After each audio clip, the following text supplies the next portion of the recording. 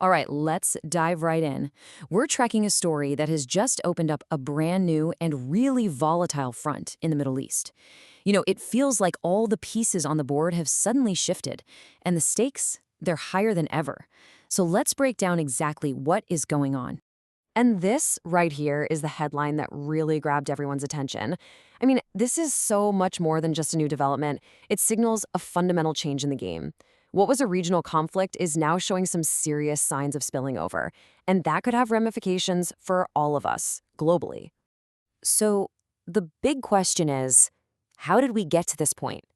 Well, it all starts with a single, pretty dramatic move, the declaration by the Houthi movement. Here's the bottom line. Yemen's Houthi movement launched a direct attack on Israel from over 1,000 miles away. Think about that for a second. This one action transformed what's been a long-simmering proxy conflict into a direct, long-range military fight.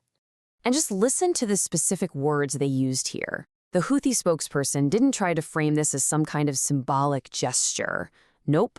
They called it a large number of missiles and drones. They're describing a major military operation. And that signals some very, very serious intent. This really shows you what a huge strategic shift this is. For years, the Houthis were mostly seen as a force that was, contained within the Arabian Peninsula.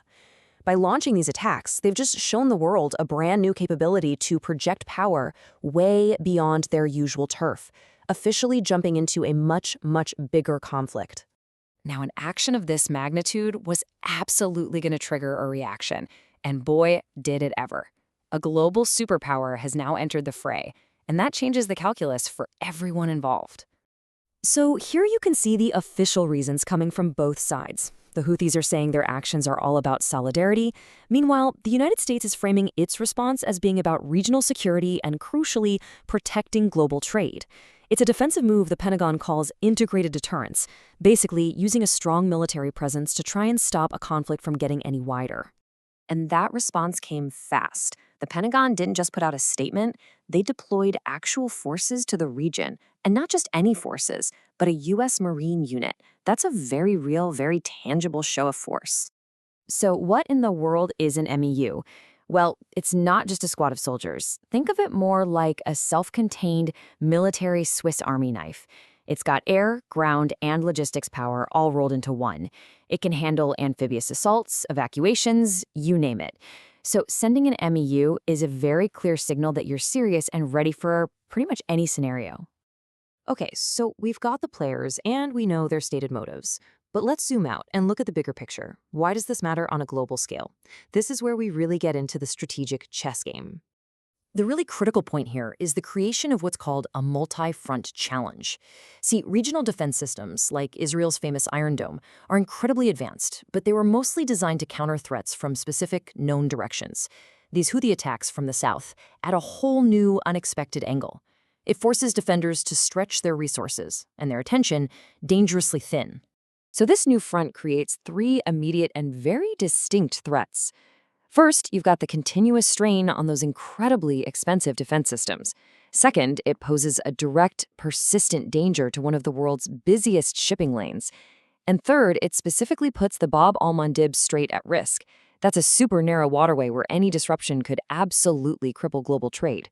And let's be totally clear about the subtext here. The U.S. response isn't just about protecting shipping lanes, it's also a direct message. Given Iran's well-known support for the Houthis, deploying an MEU is a pretty unmistakable signal from Washington to Tehran, basically warning them against any further escalation. So, what are the immediate consequences of all this? This isn't just some far-off military problem. It's already creating real ripple effects that are being felt all around the globe. Money talks, and the markets reacted instantly. A 3% jump in oil prices might not sound like a huge number, but trust me, it's a direct reflection of just how nervous the world is. It shows you how sensitive our whole interconnected economy is to instability in this one critical part of the world. And now the international community is sounding the alarm. The UN's call for immediate restraint really highlights the ultimate fear here, that this isn't the peak of the conflict, but just the beginning. The biggest risk is that one more move, one more miscalculation, could ignite a full-blown regional war that would be almost impossible to put out. So that leaves us with this one critical question. The entire strategic landscape of the Middle East has been redrawn in just a matter of days. The board is completely reset. And as the whole world holds its breath and watches, the question isn't just if the next move will be made, but whether that move will be one that pulls everyone back from the brink or one that pushes the entire region over it.